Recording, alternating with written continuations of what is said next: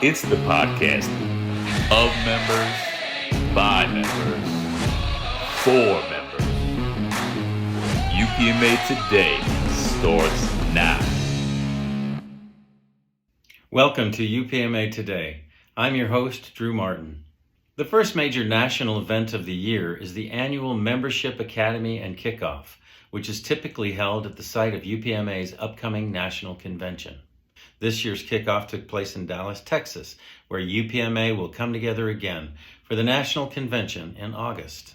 This time on UPMA Today, we'll check back in with Membership Director Earl Husbands, along with a number of other national leaders in membership recruitment, including the top recruiters in UPMA history, Dominic Spadaro, Scott Christensen, and Earl Husbands himself. To what do they attribute their record success? Over 300 new members each last year alone. And what insights and advice do they and other membership team leaders have to offer the rest of us as we focus on the fundamental task of building and maintaining a healthy membership base? I caught up with Earl in Dallas as he and his team were wrapping up the kickoff event. The conference, how do you feel about how it went? I think it went good. I feel so far, I've been reading some of the surveys we had. I got a bunch of them get back. Overall, it's a lot of positive feedback.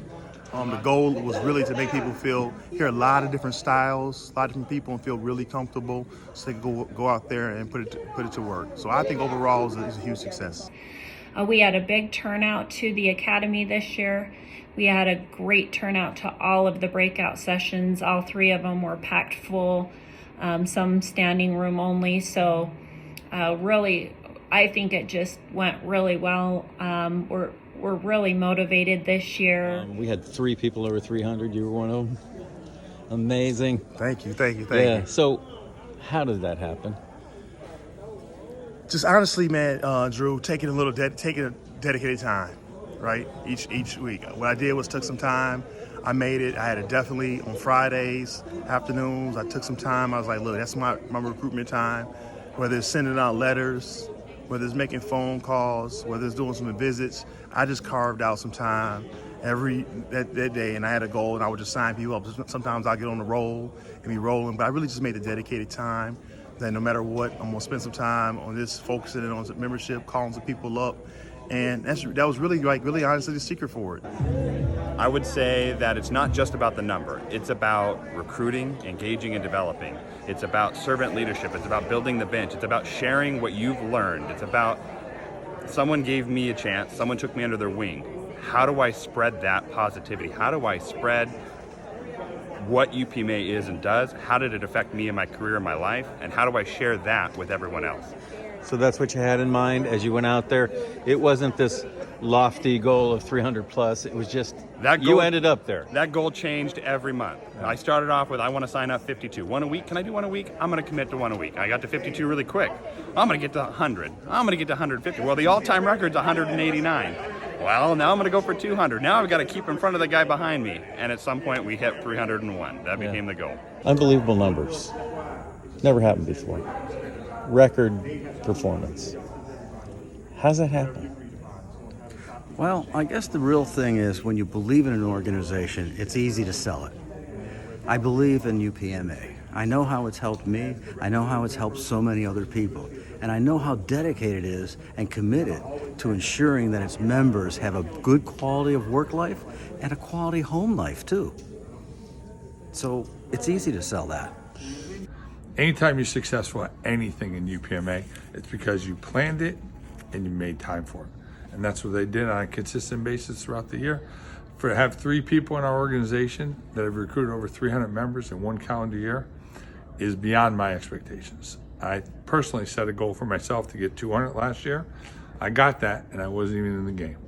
These guys had blown it out of the water, and I expect that success to continue, and other people join that club.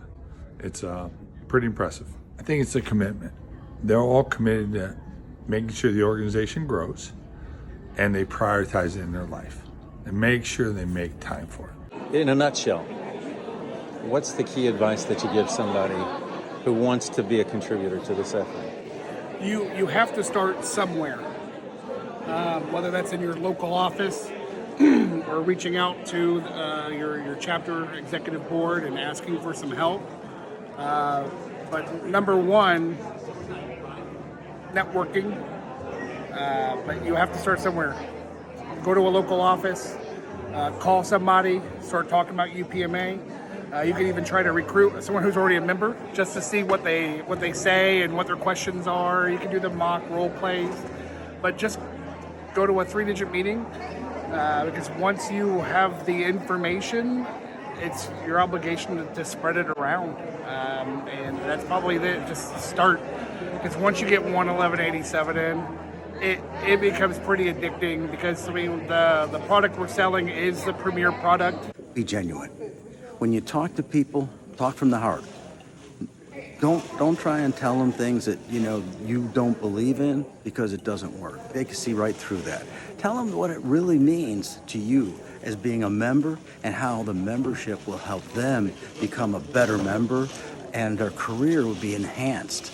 It's again about upward mobility if you're interested in it. And if you're not interested in upward mobility, it's the opportunity to help you enjoy and what you're doing. If you're not having fun at work, it's a long day. You got to start somewhere. So whether that is in your own office, whether that's in your neighboring office, whether that's I'm going to talk to my supervisor, I'm going to talk to that one postmaster next door. Hey, are you a member of UPMA? No, what are you talking about? Oh my gosh, look at the information I'm getting. I know all about MPA. How did I get to know that? Well, because I attended those training seminars. I was involved in the conversation. If you're a subject matter expert, you have something to share. How do you make yourself valuable? How do you have that conversation? And always bring up, hey, are you a member of UPMA? You have to start somewhere. Don't set your goal at 300 because you're going to get discouraged and it's likely not going to happen. But can you do one a week? Can you do one in a year? Sometimes success is variable and different for every individual person. I believe that anything that you really truly want to be successful in life and exceed, you have to make time for it, right? If your goal is to lose some weight and do that, hey, I'm gonna go to the gym after work every day for 45 minutes to an hour, and then you'll see consistency. After that, you'll start showing results. If you want a healthy relationship, healthy marriage, say, no matter what, we're going out to dinner on Friday night. It's just me and you. You put to the side. You want to work on a strong relationship. It's no difference with your recruiting. If you want to be successful and say, you know what, everything's gonna go to the side. I'm gonna give 1 hour a day, a week, 2 hours a week. I'm gonna focus on recruiting. And then you start seeing the benefits of that once you stay consistent with that, consistency, and have that dedicated time. I think, everyone says sometimes you get a little lucky. You know what luck is? It's the preparation of hard work and a good plan. You do that, and you're probably going to be successful in anything you do. I think that people make it a little bit more complicated than it is. It's about just saying, don't wait till tomorrow. Go out there and do something every day. The numbers will add up if you spend a little time each week. Some people can take a day off and go recruit. Some people have to do it on their way home. Hit a couple offices, do a couple things. It all adds up. Look, will there be diminishing returns as we grow? Absolutely. I think we've had 3 years where we recruited about 12,000 people over 3 years. I think it was 3,500 the first year, or 4,500, and then 4,200. That's unprecedented in our organization or any organization I know of growing at that rate. But as we grow, it will be harder to recruit, but that's why we're going to make sure that we diversify, get into different areas of the organization. We're going to really concentrate on recruiting in the plants and different places. We want to make sure that we are a very diverse group along all spectrums of the post office. The post office is changing, and what we don't want to have happen is something changes and drastically hurts our membership. So building the bench, recruiting associates, recruiting people in different areas of the company will make us insulated from those changes. Big picture. Why is this important? Why does this matter? Oh, big picture, membership matters. I mean, we're obviously stronger in numbers. When you have a large organization, we're growing, we have more insight from different people, different diversity, different walks of life. Now that we're getting into some of these plants and talking to some of these other people, we're having different ideas, different suggestions. All those things make the workforce improved, different ideas, right? When you're an organization that's growing, that's known for positivity, it does nothing but really help us. Our reputation is strong, it's thriving in the Postal Service. So overall, that's why it's so important for us to keep on growing this membership. We can help others the more we have. We become very influential with the post office when we have a big organization. Anytime you have more people you represent, you have more credibility and you have more weight at the Font Plaza. So growing the organization has another benefit there. But I will say this, we have a very good relationship with the Postal Service. I hope it maintains that way. And surely growing will not hurt our relationship in any way. This gives us more people to represent. I've been so active in this organization ever since I first started, and somebody helped me. And I'll tell you, finding ways to help other people is amazing. But when they really find out that you're there for them when you need to be, there's nothing more rewarding than to see somebody be successful, and you were part of that plan. Just coming out of COVID, and we were stopping at some member offices just to check in with people, see if they're doing okay. And one of the postmasters just started bawling and said that she was on an island and no one hasn't visited her. She only gets the negative emails. So with the recognition, with the job protections of the UPMA, the advocacy of the UPMA, we're standing up to MPOs, district managers. We're standing up for the membership, especially in pay consultations, making sure the service is following their own rules. It's important to know that you're not alone in the UPMA. So it's a morale booster too. A huge morale booster.